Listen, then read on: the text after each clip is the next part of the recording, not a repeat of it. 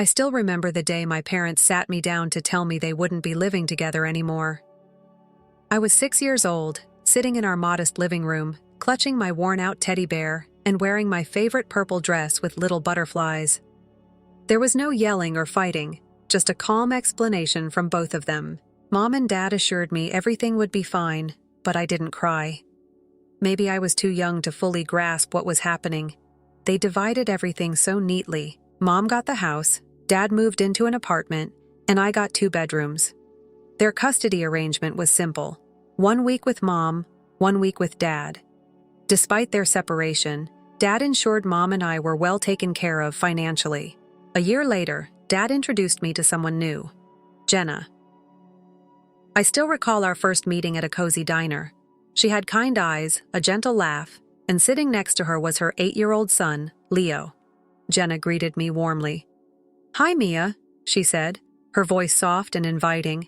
"Your dad's told me so much about you." Leo grinned up from his plate of fries. "Are you going to be my sister?" I couldn't help but smile. Jenna didn't try too hard to win me over like some of Dad's earlier dates. She felt real, and Leo was like the brother I'd never had. Meanwhile, Mom began dating Adam. He moved in soon after, and I noticed subtle changes in her. She seemed distracted, always touching her stomach as if cradling an invisible secret. Before long, Mom and Adam were married at a small ceremony, and 2 months later, my half-sister Lily was born. When I first saw Lily in the hospital, she was a tiny pink bundle in Mom's arms. Adam hovered close, his face glowing with pride. I stood at the edge of the room, clutching the straps of my backpack and feeling like an extra in their perfect family portrait. That same year, Dad married Jenna. Unlike Mom's ceremony, this one included me and Leo. Jenna even let me help pick her dress. During the vows, Dad's voice cracked with emotion. "Today, I'm not just gaining a wife," he said, looking at us. "I'm gaining another child to love." That night, as Jenna tucked me into bed, she kissed my forehead. "You know, Mia, I always wanted a daughter. Thank you for letting me be part of your life." I hugged her tightly, realizing that while my family wasn't conventional, I had one home where I truly belonged. Life at Mom's house began to change after Lily was born. At first it was subtle, moments I barely noticed. Mom quit her job to stay home full-time, and everything started revolving around Lily. I tried to tell myself it was normal. Of course, a baby needs more attention. But as weeks turned into months, it became clear I was fading into the background. The forgetting started small, little things, like Mom forgetting to ask about my day or skipping our nightly bedtime stories. Then it grew into something bigger. I remember one day in 4th grade, standing outside school in the pouring rain, watching other kids leave with their parents after the parent-teacher conference. My teacher, Mrs. Carter, stayed with me until nearly an hour had passed. Finally, she called Mom. "Oh God, was that today?" Mom's voice crackled through the phone. "I'm so sorry. I was at Lily's Mommy and Me class. Can we reschedule?" We never did. That day, Adam came to pick me up. He barely acknowledged me, glued to his phone the entire drive, rambling on about some work deadline. Then came my 10th birthday. I woke up buzzing with excitement, running downstairs, expecting at least a happy birthday. Instead, I found Mom in the kitchen, feeding Lily her morning oatmeal. "Mom," I said, hesitating in the doorway. "Do you know what day it is?" She glanced up, distracted. "Tuesday." "Oh, I need to take Lily to her doctor's appointment." I felt my heart sink. "It's my birthday." Her face froze. "Oh, Mia, I'm so sorry. We'll celebrate this weekend, okay? I've just got so much going on today." The weekend came and went, but my birthday was never mentioned again. At Dad's house, it was a completely different world. Jenna always made sure my favorite snacks were stocked in the pantry, and Leo and I spent hours playing video games. Dad never missed a single school event, neither did Jenna for that matter. She'd always be there with her camera, taking pictures like I was her own daughter. I found myself spending more and more time at Dad's house. A few extra days turned into weeks, then months. At some point, it just became my home. Mom barely noticed. She was always busy with Lily. feeding her, playing with her, taking her to play dates. Adam, when he wasn't in his home office, spent all his free time doting on Lily too. Sometimes I wondered if either of them would notice if I disappeared completely. 6 months after I'd practically moved in with Dad, he made it official. One evening, he sat me down at the kitchen table. "Mia," he started, his voice calm but firm. "I called your mom today. I think it makes sense for you to live here permanently. You're already here most of the time anyway, and I told her I'd stop the alimony payments since I'll be taking care of you full-time now." Within hours, Mom showed up at the door, full of worry and promises I hadn't heard in years. "Sweetie, I've missed you so much," she said, pulling me into a hug that felt oddly performative.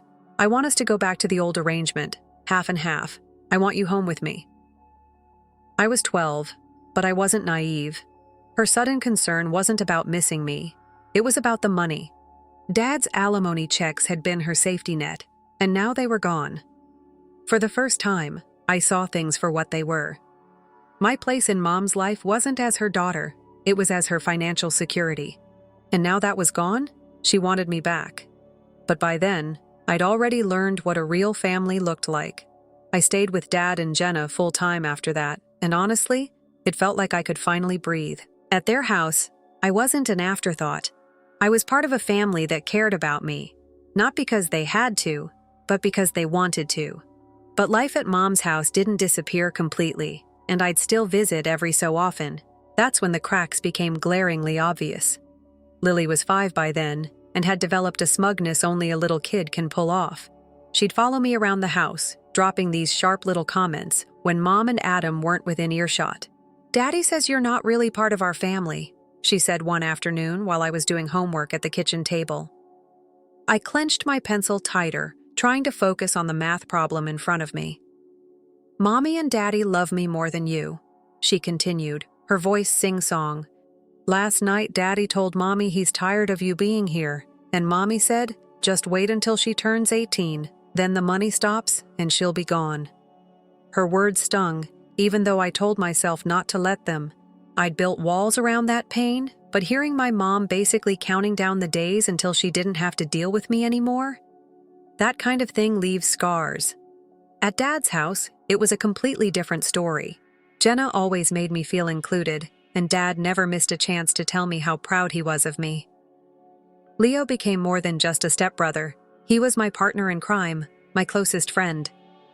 Still, the years at Mom's house dragged by, and the emotional distance grew wider. By the time I graduated high school, the gap was an uncrossable canyon. Graduation day was a strange mix of emotions. My two families sat on opposite sides of the auditorium. Dad, Jenna, and Leo on one side, and Mom, Adam, and Lily on the other. It felt like being stuck between two entirely different worlds. After the ceremony, Dad hugged me so tight I thought I might burst. "We're so proud of you, Mia," he said, his voice thick with emotion. Meanwhile, Mom and Adam didn't waste time shifting the conversation. "So," Adam said, jingling his car keys, "have you started packing yet?" They weren't asking about my college plans or celebrating my partial scholarship to the business program I'd worked so hard to get into. They just wanted to know when I'd be out of their hair. 2 weeks later, I moved all my stuff into Dad's house for good. Sitting in their living room, surrounded by boxes, I finally worked up the courage to ask Dad for help with college expenses. "Dad," I started, holding my acceptance letter like it was a lifeline. "I got into the financial analysis program, but I need help covering the costs." Before I could even finish, Dad and Jenna exchanged knowing smiles. "We've got it covered," Jenna said, pulling out a folder. "We've been saving for your college fund since you were 8. I didn't know whether to cry or laugh. They'd been planning for my future when I didn't even realize I had one. That summer, I worked mornings at a local cafe, saving every penny I could. Afternoons were spent with Jenna, who taught me how to cook proper meals, or with Leo, who insisted on watching every action movie we could find. Dad was always there, with advice, encouragement, or just a hug when I needed it. Mom? She never called. Not once. By the time I left for college, It was clear who my real family was. College was a whirlwind of new faces, tiny dorm rooms, and an endless stream of assignments. My roommate, Sam, was nice enough, though we never became close friends. Between classes and my shifts at the campus cafe, I barely had time to breathe, let alone socialize. But I made sure to call Dad and Jenna at least twice a week. They visited whenever they could, often with Leo tagging along, complaining about carrying my laundry but always bringing snacks from home. Mom, on the other hand, didn't call. Not once. My 19th birthday came and went without so much as a text from her. I told myself I didn't care, but later that night, curiosity got the better of me. I checked her Facebook page, and there it was, photo after photo of her perfect family. There they were at the beach, at Lily's dance recital, at family dinners, all smiles, all happiness, and not one mention of me. It was like I'd been cropped out of their lives entirely. I threw myself into my studies after that, determined to prove I didn't need her approval, or anyone's really. I excelled in my program, earning high grades and a reputation as a hard worker. Dad and Jenna cheered me on every step of the way, and Leo was always ready with a sarcastic comment to keep things light. By the time graduation rolled around, I'd lined up an interview with Jenna's brother Mark, who ran a successful investment firm in our hometown. Mark didn't sugarcoat things during the interview. "Your resume is impressive," he said, scanning the pages. "But I need to be clear. The fact that you're my sister's stepdaughter won't earn you any favors here. You'll have to prove yourself like everyone else." "I wouldn't want it any other way," I replied, and I meant it. I got the job. It wasn't glamorous, but it was a start. I rented a small one-bedroom apartment near the office. It wasn't much, but it was mine, a space that felt like freedom. I threw myself into the work, taking on projects no one else wanted, and staying late to make sure every detail was perfect. Slowly but surely, I built a name for myself. My efforts didn't go unnoticed, and the bonuses and promotions followed.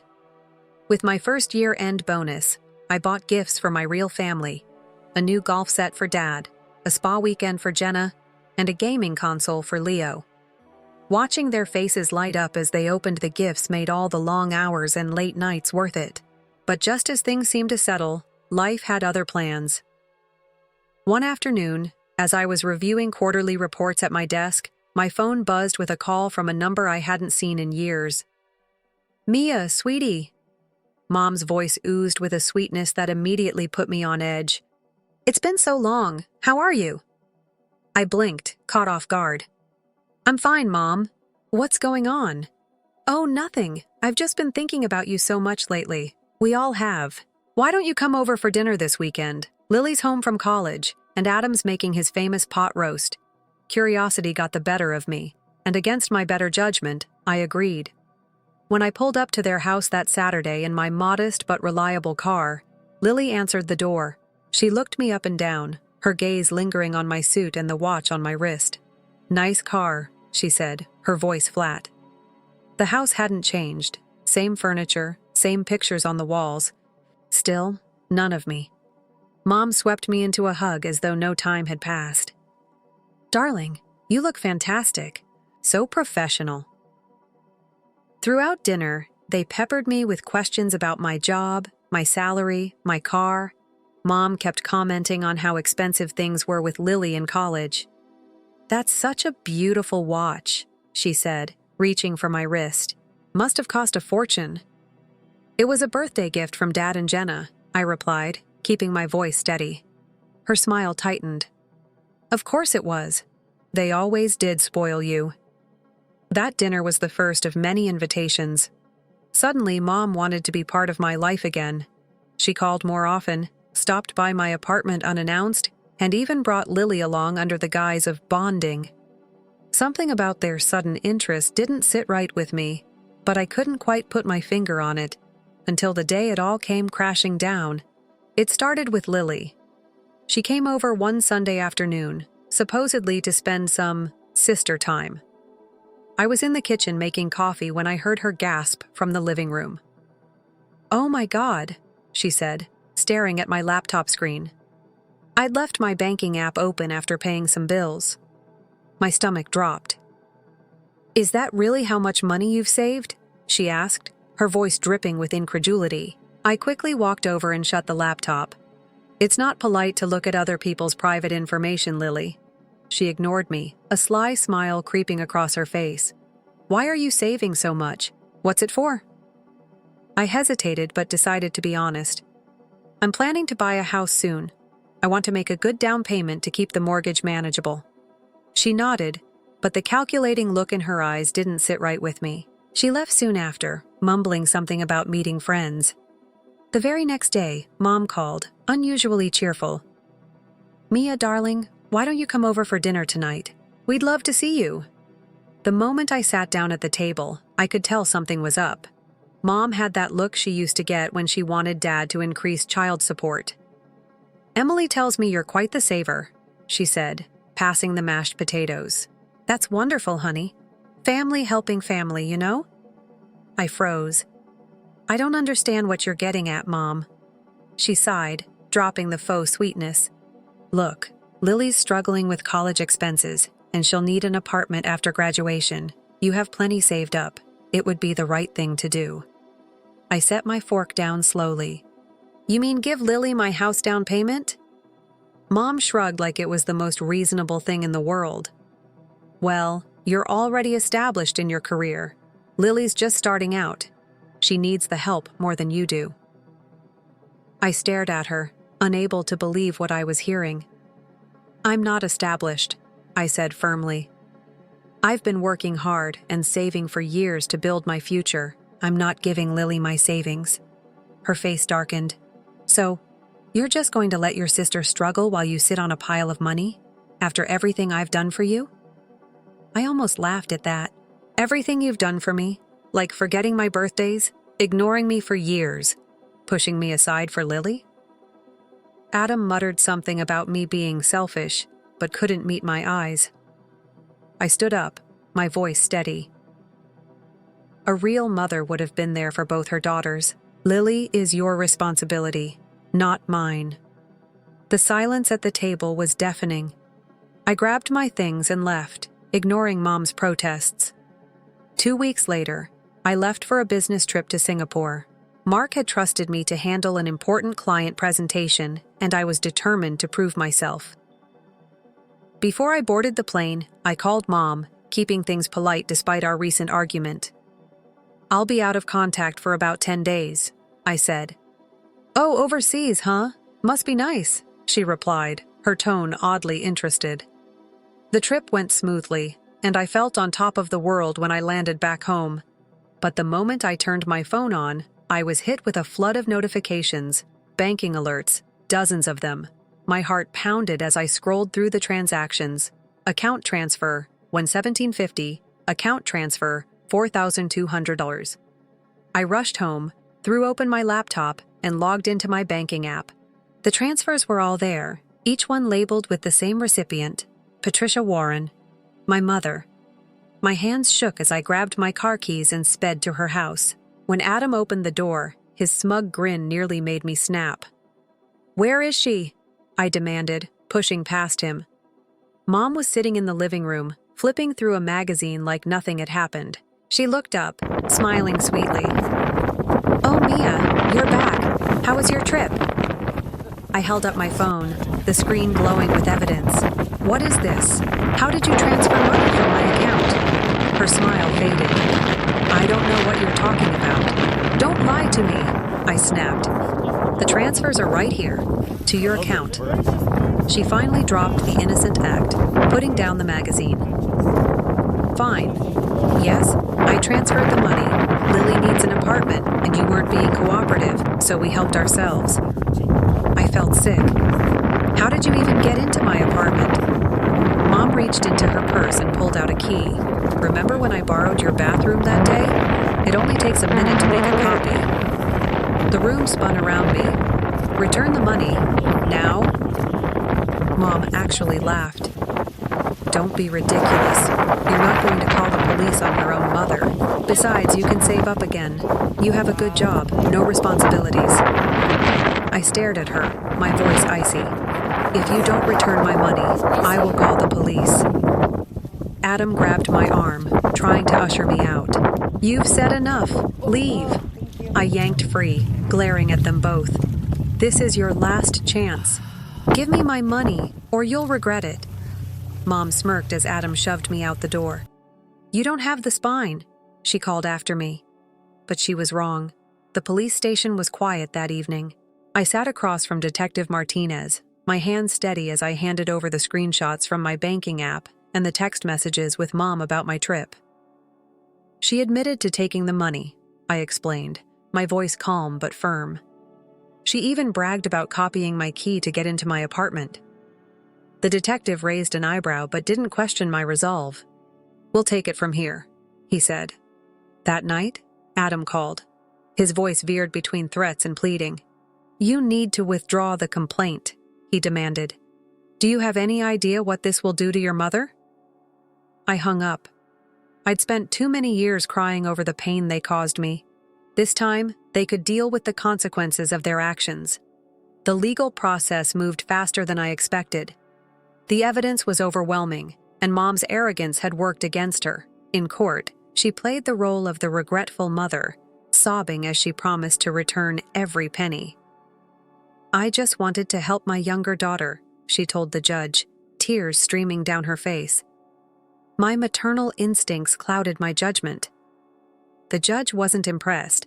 "Mrs. Warren, your maternal instincts led you to commit premeditated theft and fraud against your other daughter. The only reason you're not going to prison is your lack of prior criminal record and agreement to full restitution." She was sentenced to probation and ordered to return my money within 30 days.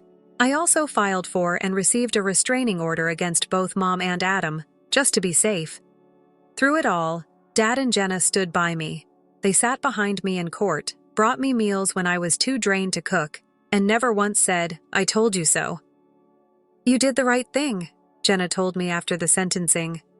"They needed to learn they couldn't take advantage of you anymore." Leo, in his usual blunt fashion, added, "At least now you know who actually cares about you." He was right. The lines were clear now. On one side, I had Dad, Jenna, and Leo, my real family. On the other, there were Mom, Adam, and Lily, who had shown me exactly what I meant to them. A resource to exploit. 6 months have passed since the court case, and life is finally starting to feel settled again. My money is back in my account, earning interest as I prepare for the next chapter. I've put an offer on a cozy 3-bedroom colonial with a fenced backyard, just 10 minutes from Dad and Jenna's house. The mortgage paperwork is being finalized, and this time, I'm the only one with a key. Mom still tries to reach out occasionally, using mutual acquaintances or distant relatives to relay messages. She says she's sorry, that she's changed, that she wants to make amends. But I'm done giving chances to people who only see me as a means to an end. Yesterday, we celebrated my upcoming house purchase with dinner at Dad and Jenna's place. As we laughed over dessert and brainstormed paint colors for the new house, I felt something settle in my chest, a sense of peace I hadn't felt in years. This is what family should be. People who support you, love you, and would never dream of hurting you for their own gain. In 2 weeks, I'll sign the papers and officially become a homeowner. Dad is already planning to help me paint the walls. Jenna keeps sending me links to furniture she thinks would look perfect in the living room. And Leo is excited to have a new gaming spot whenever he visits. As for Mom, Adam, and Lily, they can keep their perfect family photos and manipulative games. I've built something better, a real family, a clear conscience, and a house that's mine alone. And this time, there's only one set of keys. Story 2. I'm Amber, and I never imagined that I would be the one to break off relations with my family. However, life has a way of revealing people's true selves, particularly during the times that ought to be the happiest. 3 years ago, while I was working as an event planner at a computer conference, I met James. He was calm, considerate, and very smart, which was unusual from the boys I often dated. Like the rest of my family, I had always been the life of the party, but there was something about his collected manner that appealed to me. I fell in love with him right away because of the way his eyes glowed when he described his projects. He was a senior programmer at a big computer business. "You are completely different." When we first started dating, my younger sister Rachel would not stop telling me. At family gatherings, he hardly speaks. Despite being 5 years my junior, she constantly pretended to be an expert in relationships. Tom and Linda, our parents, weren't any better. "Are you certain about him, honey?" Every time James left the room, Mom would inquire. "He seems very aloof." I made many attempts to clarify that James wasn't aloof. He was simply a recluse. He liked serious talks over casual banter and intimate get-togethers over big celebrations. However, my family never made an effort to comprehend. Despite their disagreement, they perceived his introversion as a personal affront against them and his stillness as arrogance. A year ago, James and I tied the knot. It was a modest ceremony that we both desired. The majority of my family's attendance was devoted to passive-aggressive remarks about how different this wedding was from typical family weddings. Why they can't accept you for who you are is beyond me. One evening, following another stressful family meal, I stated to James. He simply shrugged and grinned his soft smile. "As long as you do, Amber, not everyone has to understand me." I really liked that about him, his capacity to remain detached from the drama and unaffected by the opinions of others. However, things were going to get a lot worse, and even his composure would be put to the test. It all began last weekend when Mom called. "We're having a family supper on Saturday, Amber, my love. James doesn't like these get-togethers, as you know." My blood pressure started to rise. "Just me? What do you mean?" "Okay." Mom's words trailed off as she paused. "You know how James is with crowds, and we're hosting some relatives. We believed it would be preferable if—" "What if?" "Mom? If I pretended to be single during family events and my husband stayed at home." "I'm sorry, Mom, but my spouse will be joining me. Marriage does not function that way." Before she could reply, I hung up. And when I later told James about it, my hands were trembling with rage. He only chuckled. When Rachel contacted me one Sunday morning, everything was different. I could almost feel her leaping up and down over the phone, and her voice was brimming with enthusiasm. "Amber, God, oh God, you'll be shocked. Last night, Mark made a proposal." She let out a squeal. Despite our disagreements, my heart sprang with true excitement. I knew how much my sister loved Mark, and I loved her too. He appeared like a nice person, and they have been dating for more than 2 years. A high school instructor who was as gregarious and enjoyed social events as Rachel. "That's incredible, Rachel. I'm very pleased for you," I responded, reaching for my vehicle keys already. "Are you at your parents' house?" "Indeed. Come on over immediately. Everything is beginning to be planned." After 20 minutes, I was entering the well-known living room of my parents. Rachel's engagement ring caught the light as she rushed to embrace me. Mark stood close to Mom and Dad, who were grinning, appearing happy and a little overwhelmed. "Bring the ring to me." When I insisted, Rachel proudly showed me the little but exquisite diamond. We spoke about dates and looked through wedding publications for the next hour. And then Mom's face became grave. She looked uneasy as she replied, "The only problem is, well, we're a bit tight on money right now, with Dad's recent medical bills and everything." I saw Rachel's face droop a little, but she immediately made an effort to conceal it. "I'll give you $10,000 for the wedding," I heard myself offer. Rachel threw herself at me, her embrace almost toppling me. "God, Amber, I'm so sad. Many thanks for everything." Mom and Dad appeared impressed as well. "That's quite kind of you, my dear." For once, Mom's words seemed genuine. James and I were eating dinner in our kitchen later that night when I told him everything. I was taken aback by his reaction. He laid down this fork and said, "I have an idea. What if, as a surprise wedding present, we also purchased them tickets to the Maldives for their honeymoon?" I looked at him in disbelief. "The Maldives?" However, it would cost around $20,000. He was done. "I'll definitely utilize my own funds. What you spoke about fostering relationships with your family has been on my mind. Perhaps this will change their perception of me." My eyes began to brim up with tears. My family believed that this man was aloof, a haughty promise to provide my sister the honeymoon of her dreams by using his own money. "Are you certain?" Still in awe of his generosity, I inquired. Grinning, he drew me into an embrace. "Of course. But until the wedding, let's keep it a secret. It will become even more unique." I was lying in bed that night, contemplating everything. I had hope. For the first time in a very long time, my family might now be able to recognize James for who he truly was thanks to this. He was the very kind, giving man I had fell in love with, not the antisocial person they had called him.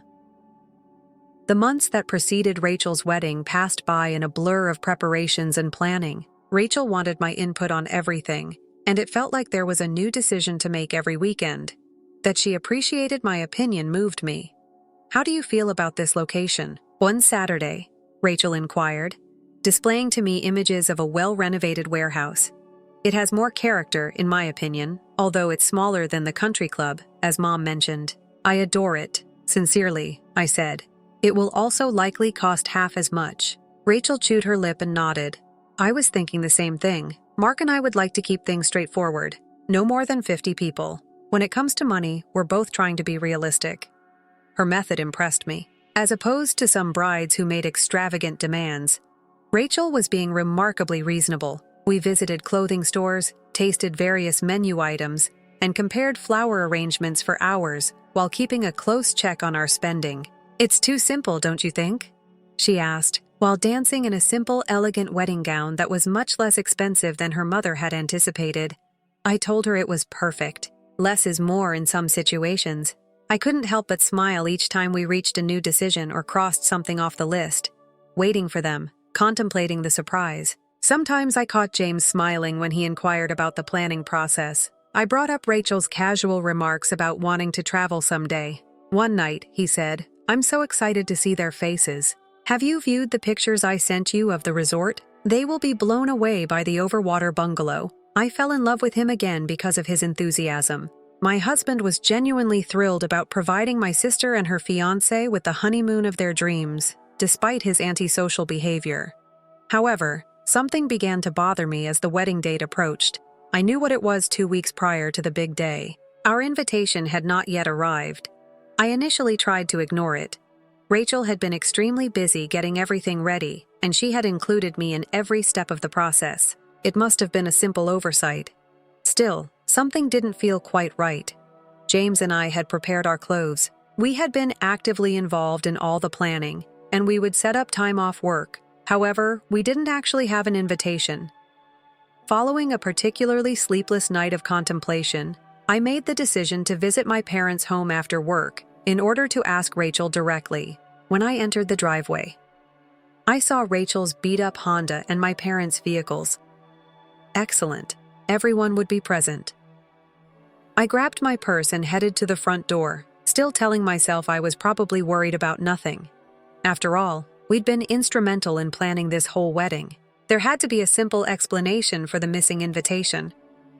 I walked into my parents' living room trying to keep my voice casual. "Hey, Rachel, I wanted to ask you something. James and I haven't received our invitation yet. I'm sure it just got lost in the mail or something." Rachel shuffled uneasily on the couch, gazing at our parents before speaking. "Oh, actually, I wanted to present it to you in person." She went into her handbag and brought out a cream-colored envelope, offering it to me with what I now understand was fake joy. "Here you go." My hands were shaking slightly when I opened it. The invitation was wonderful, elegant writing on thick paper, exactly the style we chose out together. But as I read the words, my stomach fell. There was only one name on it. Mine. "Rachel," I said slowly, my voice sounding weird to my own ears. "Why does this not have James's name on it?" I saw a shift in her countenance when she straightened up. The hesitancy had vanished, and a fierce expression had taken its place. She was on the verge of doing something she knew was bad on several occasions when we were children. "We chose to have a very small guest list," she remarked, looking back at our parents for encouragement. "Only those closest to you, you know." It seemed as if someone had hit me. "Closest individuals. My hubby is James. He is your in-law's brother." Rachel rolled her eyes and murmured, "Come on, Amber." "He's not truly family, as we all know. He never makes an effort to fit in." I looked to our parents in the hopes that they would say something to stop this madness, but Dad refused to look at me, and Mom simply sat there nodding. Mom firmly stated, "We support Rachel's decision." In any case, your spouse doesn't like these types of gatherings. At family get-togethers, he usually looks so sad. That is untrue. Dad interrupted me when I objected. Amber, be sensible. All he'll do is sit there and make everyone uncomfortable with his dejected expression. In addition, he said, as though this were the decisive factor, Rachel will be able to cut costs on the catering in this way. Conserve money? I said it again incredulously. You're suggesting that my spouse be left out in order to save money on a meal? Rachel crossed her arms and stated, It's my wedding. I get to choose who attends, and I don't want him to ruin the atmosphere there.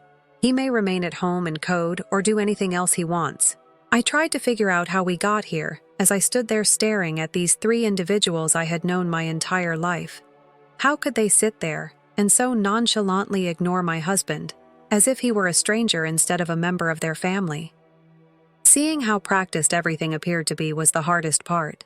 They had obviously talked about this previously. They prepared their arguments and came to the unanimous conclusion that this was very logical. They had been planning to keep my husband out while he was squandering his funds on their ideal honeymoon. Let me clarify, I added in a dangerously low voice. To save money on the wedding, you wish to keep my spouse out? That I gave you $10,000 in exchange for $10,000 that I provided to you unconditionally.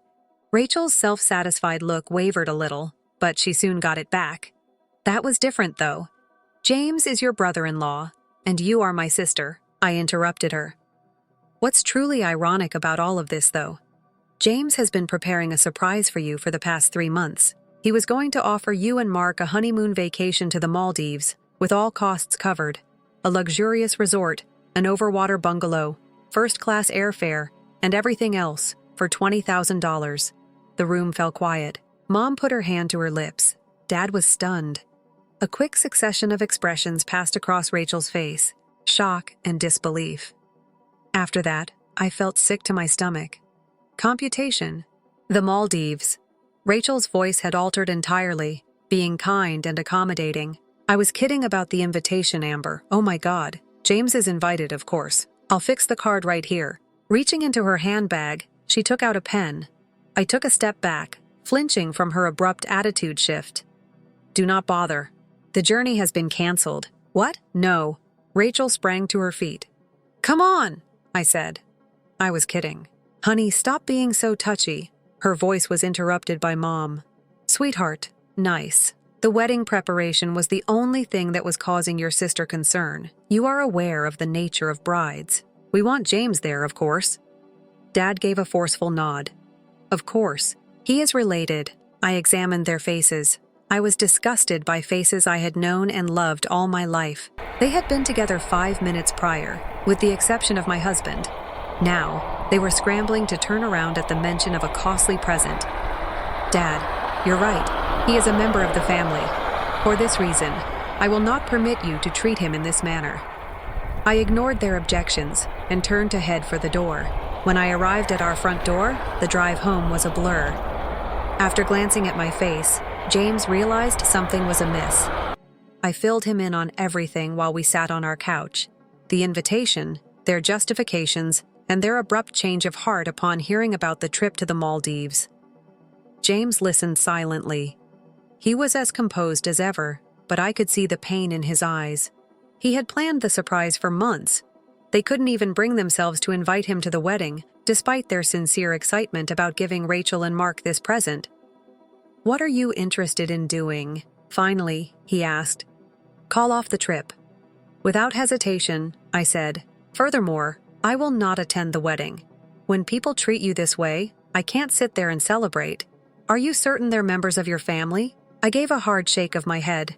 You are my family, and I will not tolerate this treatment of my family. James canceled the Maldives reservation in a matter of minutes after nodding and opening his laptop. His account was promptly credited with the money. I had a peculiar mix of relief and grief as I saw the transaction come to an end. My phone was buzzing nonstop that night. The calls came first, with Mom and Dad's names switching places with Rachel's name appearing on my screen every few minutes. I made them all quiet. Then the texts began to pour in. Please don't do this to me. Rachel sent a text. The Maldives has long been my dream. Sweetheart, let's speak about this logically, Mom wrote. Don't decide on the vacation too quickly. Consider how happy your sister is, Dad added his voice. She has a big day today. It became quite evident to me as I read through their messages. None of them brought up James. No one apologized for attempting to keep him out of the wedding. None of them admitted the harm they had caused. The canceled honeymoon was the main topic of every single correspondence. The vacation to the Maldives cannot be canceled. The following message from Rachel read, "We've already discussed it with Mark's parents." A chilly chuckle escaped my throat. They had, of course. It's likely that they began boasting about their lavish honeymoon as soon as I left the home. Already the trip has been canceled. I returned the type.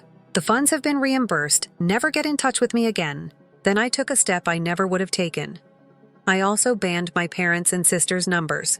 Just in case, James and I pretended everything was normal as we watched movies on the couch for the remainder of the evening. However, a loud hammering on our front door the following morning broke the calm of our Saturday. The door sprang open before we could react. The emergency key I gave my parents years ago for real situations must have been utilized. First to enter were Rachel, then Mom and Dad. They made no effort to say hello or provide an explanation. "You have no right to call off our honeymoon!" Rachel's cheeks flushed with rage as she yelled. "It must be reinstated immediately!" James responded, "Calm down," and got up from the couch. "You cannot simply barge into our home in this manner." They treated him as though he didn't exist at all. How humiliating is this, do you realize? After we had already told everyone about the Maldives, Mom made a demand. Take immediate action to fix this. Dad gave me an instruction while gesturing with his finger. Make the necessary phone call. We want the journey to be resumed right away. Despite my pounding pulse, I maintained my position and spoke steadily. Those who don't respect my spouse won't receive costly presents from me. The decision to cancel the trip is final. Anger twisted Rachel's face. "What do you know? Don't even try to attend my wedding. You are no longer invited. You shouldn't be there." Rachel James began to speak, but she interrupted him. "Quit talking.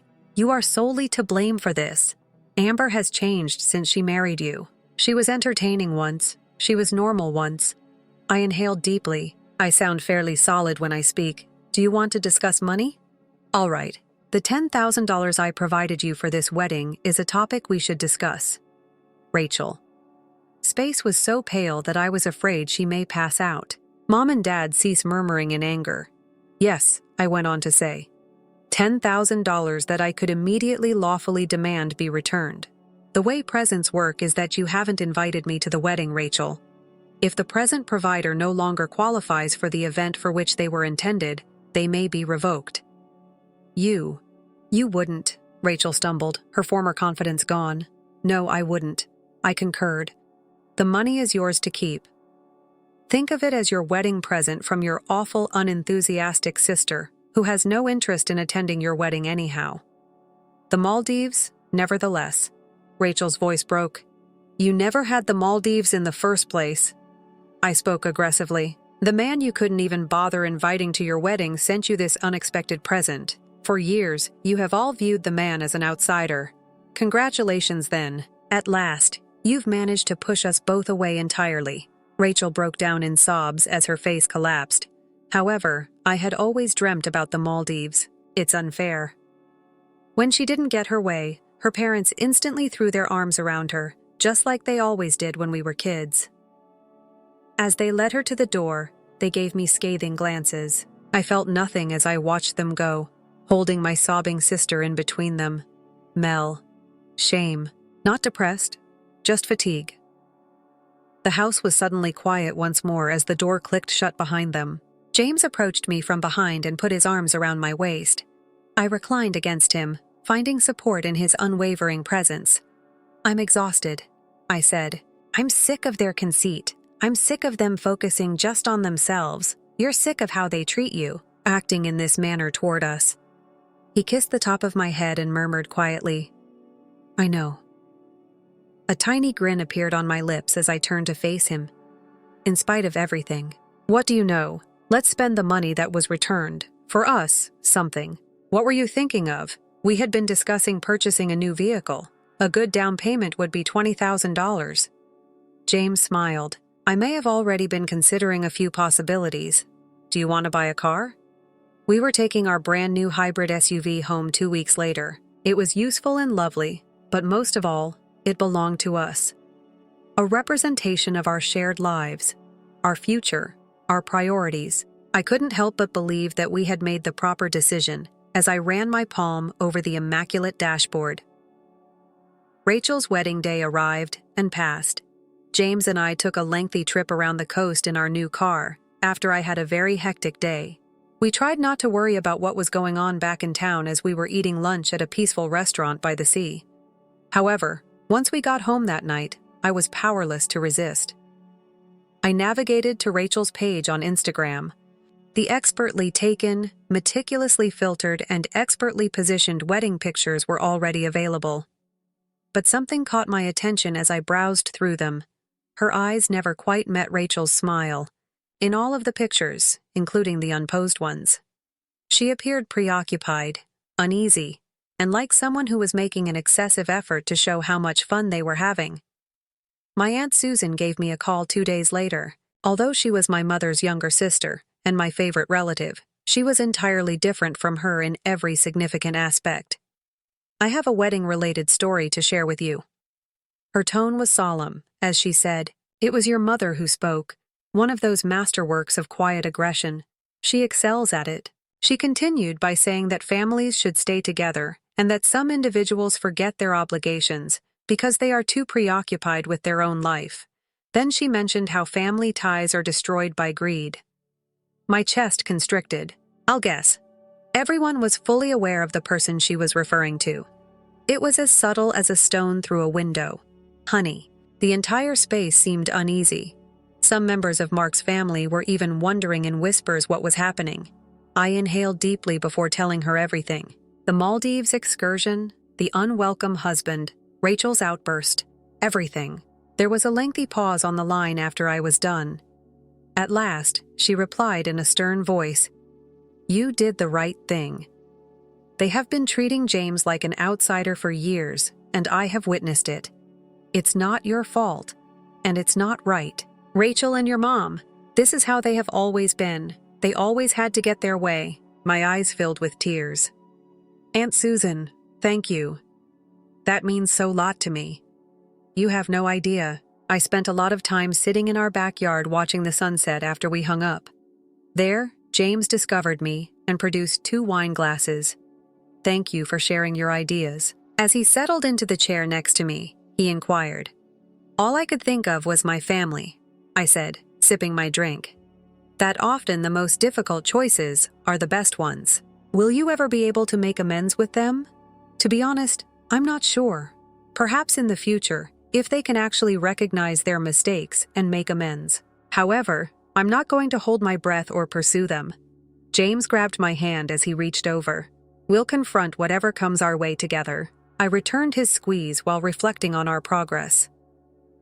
A catastrophe might occasionally serve as a reminder of what is truly important, who is truly on your side. James may have been perceived by my family as the outsider, the one who didn't belong. However, they were mistaken. He was the one who had demonstrated devotion, respect, and understanding. True family values. We saw the sky change from orange to purple to deep blue while we sat in our backyard. I experienced a deep sense of satisfaction. A representation of our future together, our brand new vehicle was parked in the driveway. Our house felt more tranquil than ever, even though it was quieter now that my family wasn't causing so much trouble. Story 3. I'm 22 years old, and my name is Carol. I have a tale to share concerning my house, and I recently graduated from college. Actually, it's my mother's house, or until she bequeathed it to me after dying of colon cancer 4 years ago. Mom was always the one who planned everything out. She made sure everything was in order even before she was diagnosed with cancer. She had the home all to herself. She had purchased it prior to meeting my father, and I'm grateful for that insight. She ensured that I was aware of the will as well. That way, she informed me, you'll always have a place to call home. Despite everything she was going through, her voice remained calm. It wasn't always this difficult. Before my father chose to leave us for another woman, my parents' marriage lasted 11 years. When he packed his luggage, I was 9 years old. No drama, no squabbling about property or custody. He simply walked away. He just consented to cover the cost of my college education. He immediately deposited the full amount to a dedicated account for my future education. That must have been his take on child support. Dad promptly began a new family. Soon later, his wife, Linda, gave birth to their daughter. She is 11 years my junior. I occasionally visited and slept at their rental home, but it was never comfortable. Linda would be busy arranging my half-sister's hair or gushing about her most recent achievement. Dad said he had to support his family, thus he was constantly working. It's funny because I no longer truly fit within that group. "Would you want to come to supper with us, Carol?" Linda would inquire, but it was always clear from her tone that she hoped I would say no. However, we maintained a friendly relationship by sharing Christmas greetings, birthday cards, and the odd forced family meal. In that awkward manner that makes your skin crawl, everything seemed really courteous and correct. As a senior accountant, Mom earned a comfortable living, so she was able to devote all of her attention to her cancer treatment. When we received the diagnosis, I was 14. In order to concentrate on battling the illness, she resigned her work right away. We spent 4 years alternating between therapy sessions and hospital stays. Mom never voiced any complaints, not once. She simply persisted in battling, preparing, and checking on me.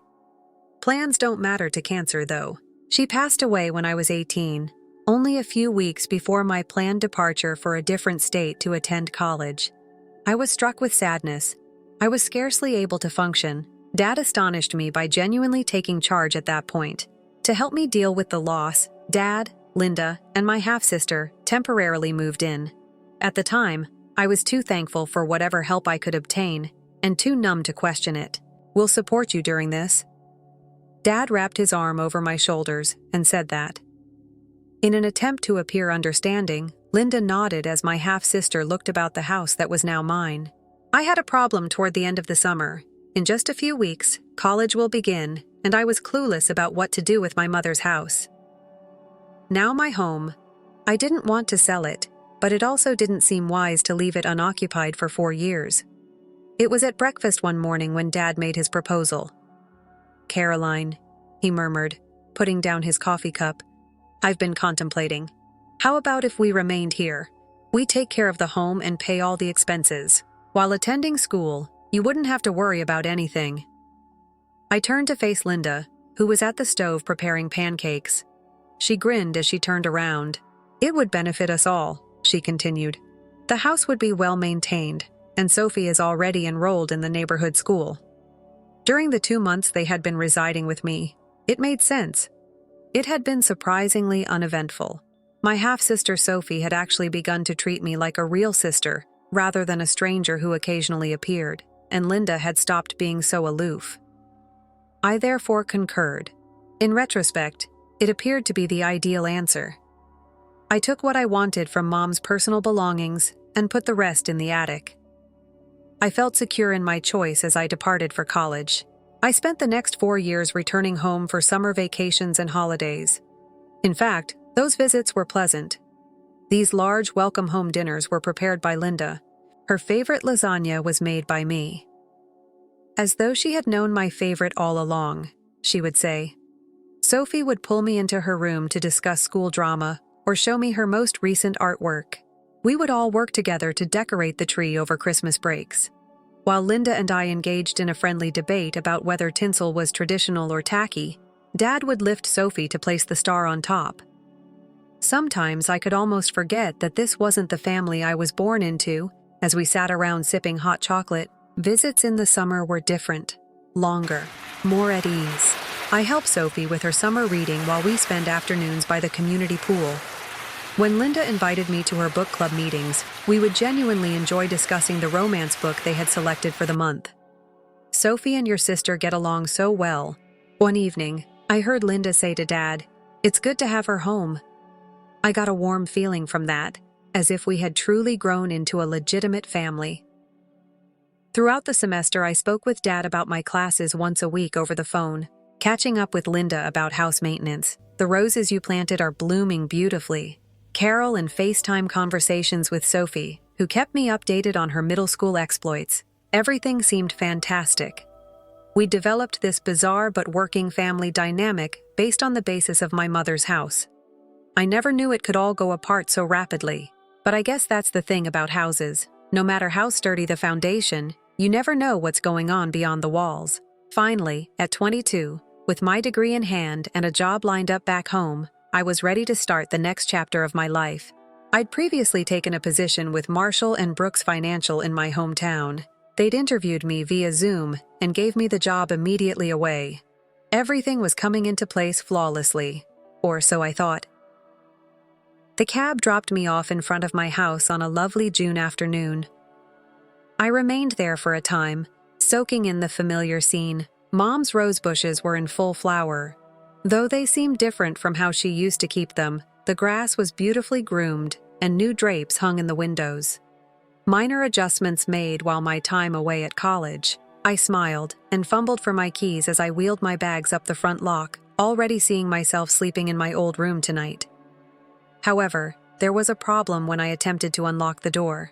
The key was unresponsive. I gave it another go, figuring that perhaps I was simply worn out after the trip. However, the key most certainly did not fit. What on earth? Since it was the middle of the day and they may be watching TV, I mumbled, tried the key once again, and then got up and noisily knocked on the door. Linda's eyes widened in astonishment as she opened the door. Her hands were covered in flour, as if she had been baking, and she wore an apron. "What are you doing here, Carol?" My baggage was wheeled inside.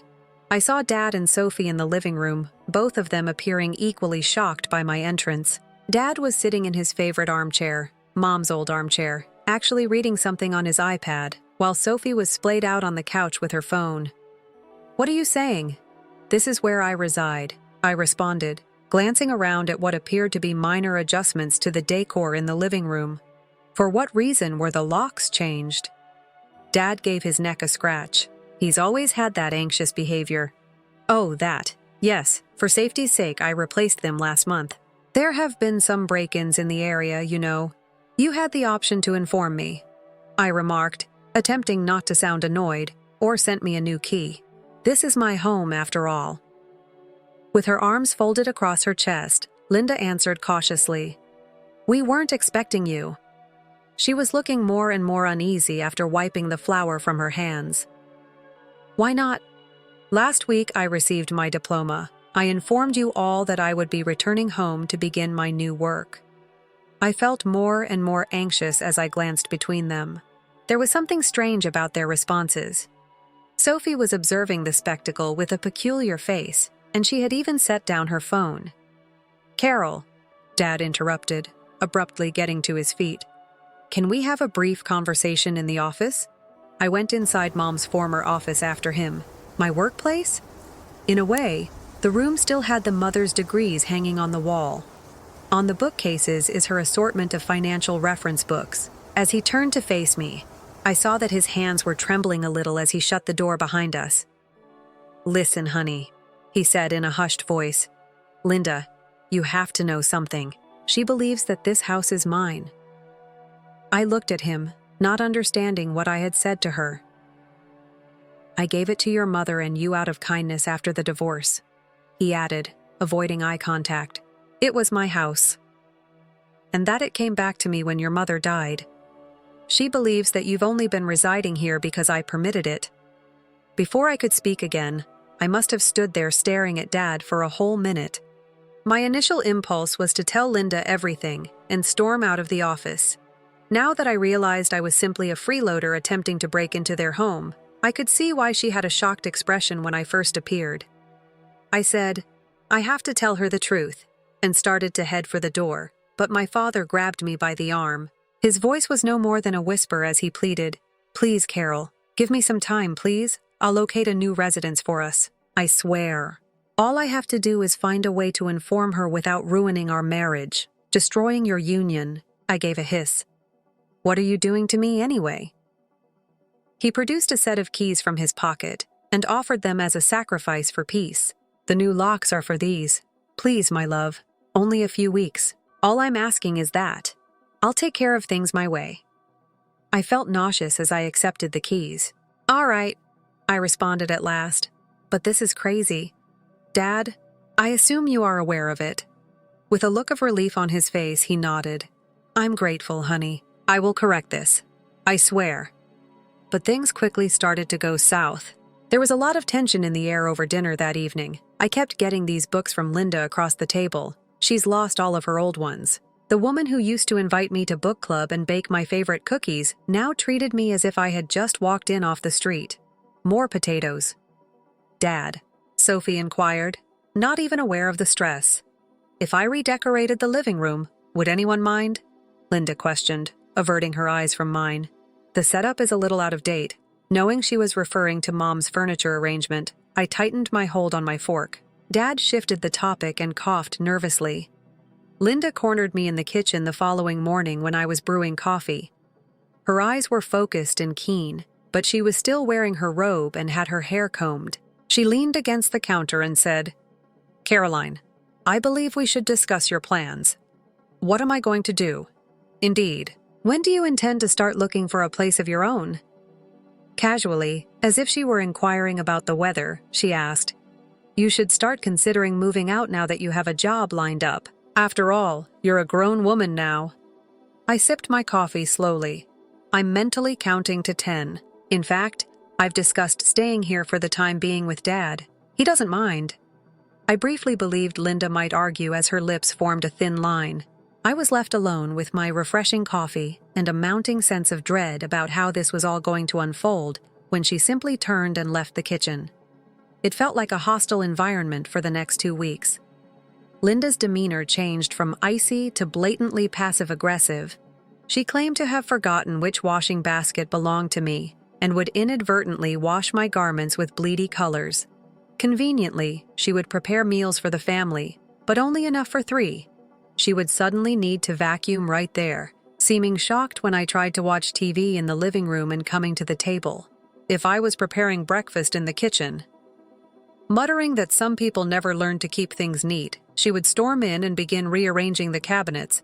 She even claimed that my mother's favorite vase didn't fit her new decorating style and relocated it from its place on the fireplace to a corner shelf. Seeing Sophie follow her mother's example was the worst part.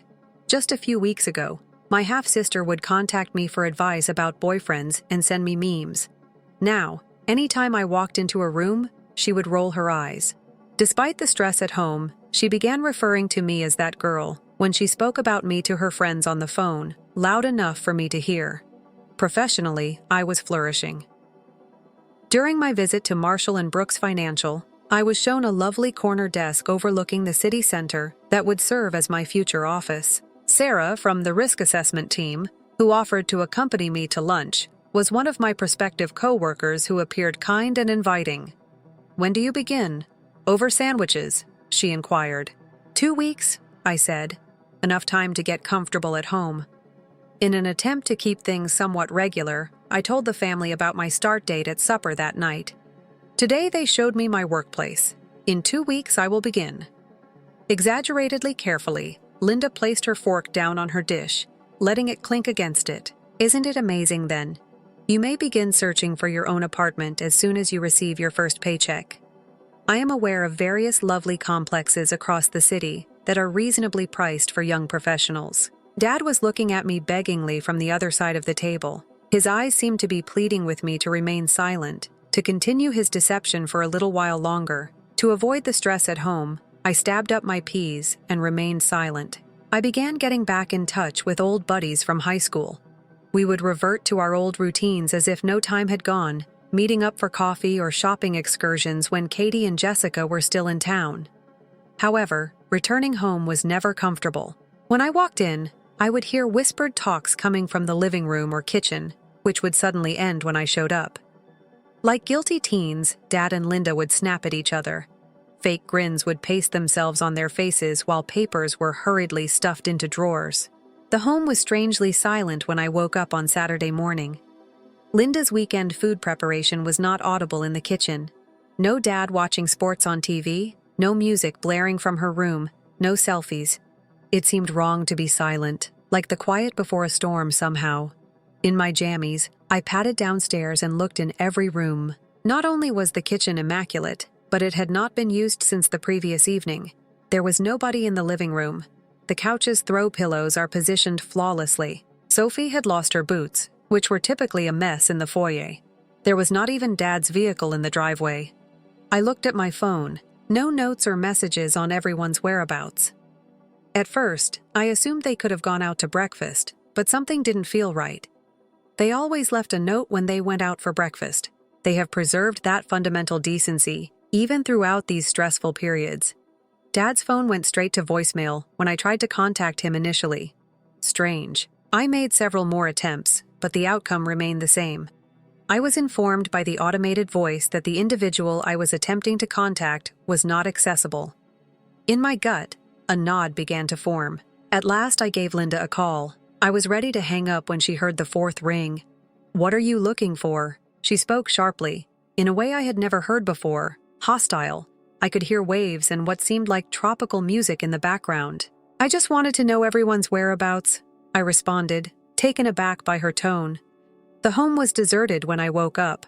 My gut nodded as she laughed, a harsh, horrible sound. "We told you we were in the Maldives, didn't we? Flights in first class, opulent resort." The process. To be honest, we didn't bring it up since we didn't want you to follow behind and expect us to cover your expenses as well. You wouldn't have any idea how to pay for goods on your own. What? I wouldn't keep it. She interrupted me. I'm tired of the whole thing. Living in our home as though you own it, you are nothing more than a slothful freeloader. I'm done, but your father could tolerate it. You have no idea how uncomfortable it is to have an adult lady living with us, using our utilities and eating our meals. I could hardly hold the phone because my hands were trembling so much. I dropped onto a chair in the kitchen. In fact, my legs were suddenly too weak to support me in my mother's chairs. "I know you hear me, Linda," she grinned. "You were never loved by your father. You were only a duty. He's already squandered enough cash on your university degree. And now, like a spoiled princess, you're squatting around our house. I've had enough then. Did you really believe you could just live here forever and take advantage of us while we put a lot of effort into keeping this house up to date?" Dad's muffled voice was saying something I couldn't make out, and I could hear Sophie laughing in the background. It seemed like a bodily blow to be betrayed. She went on, her voice brimming with poison, as we returned. "I want you to leave. Can you comprehend me? Get away of our house and pack your belongings. I'll toss you out personally if you're still there when we get back, and I promise that I won't be kind about it. Where you reside on the street doesn't matter to me. I don't give a damn. We no longer have you as an issue. However, additionally, there's no use in calling your dad. He concurs with me. He simply isn't strong enough to tell you himself. Your number has already been blocked. Carol, have a good life. Or don't. I'm not at all concerned." The line died. Shock gradually gave way to fury as I sat in that kitchen for what seemed like hours. My home was where they were residing. I was abandoned by the house where my mother had worked. In an attempt to expel me, they even had the audacity to label me a freeloader. I had simply had enough of putting up with my father's falsehoods. On my phone, I blocked their numbers. My hand is still trembling, but it's from rage now instead of pain. I then began collecting their possessions by walking through the house systematically. Everything was packed into boxes and bags, including Dad's golf equipment, Sophie's school supplies, and Linda's pricey clothing. Fueled by anger and bitter disappointment, I worked all Saturday. I had their life stacked in the garage and packed away by Sunday morning. I located a locksmith that was available around the clock. He replaced the locks on every door in a hurry. It was well worth the tiny sum it cost.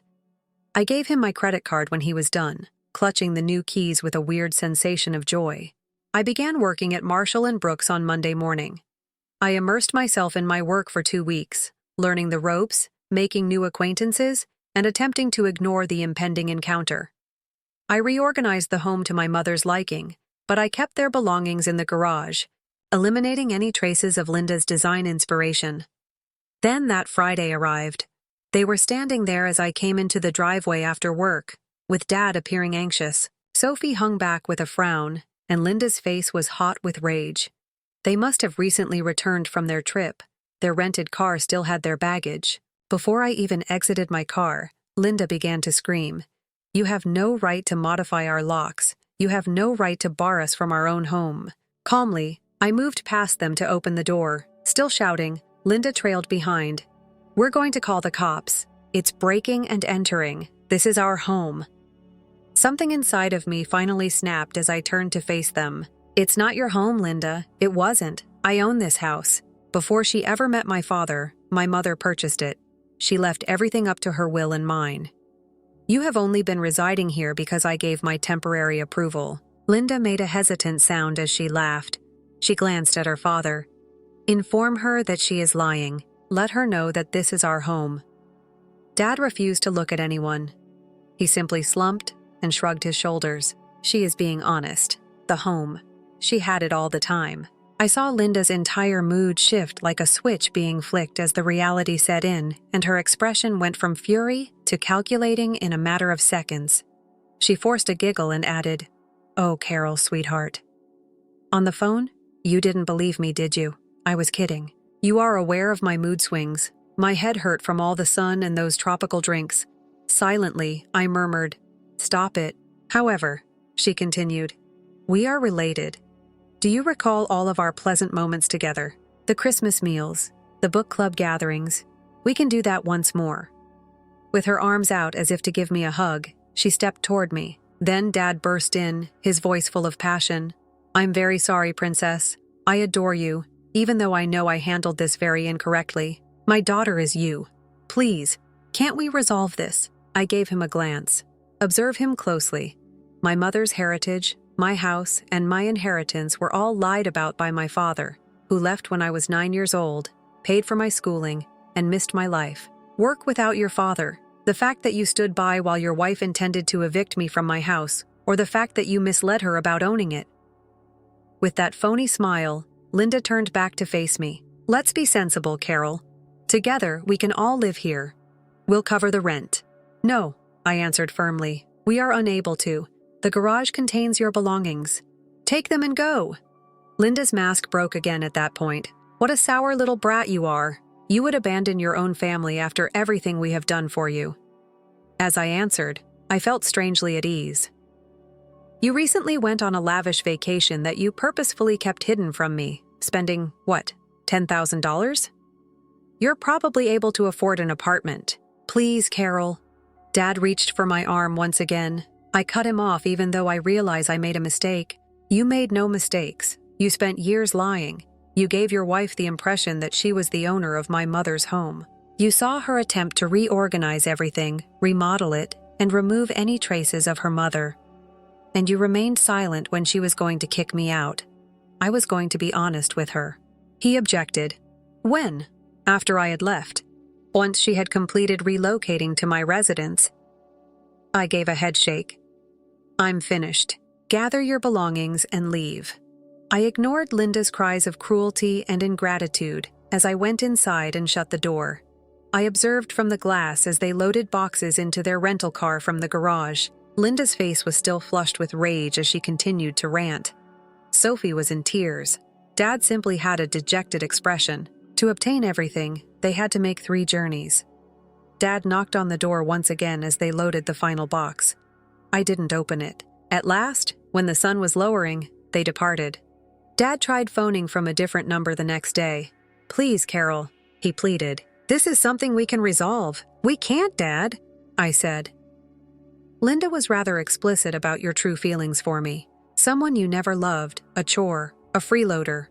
Perhaps she uttered such things, but your silence was sufficient. 2 months have passed since then. I still reside at my mother's home, my home. I've put fresh flowers in the garden and painted the walls, made it mine once more. I think about them occasionally. I wonder where they ended up. The majority of my thoughts, however, are of my mother and how she ensured that I would always have a place to call home. Dad still makes occasional attempts to call from various numbers. I no longer answer the phone. After being burnt, some bridges ought to remain. Ashes. It's funny because I feel happy now. I'm doing well at work. I feel at ease in this house for the first time since Mom passed away, and I've met new acquaintances at work, sometimes letting go of people, falsehoods, and the family fairy tale is necessary for healing. You desired to have faith,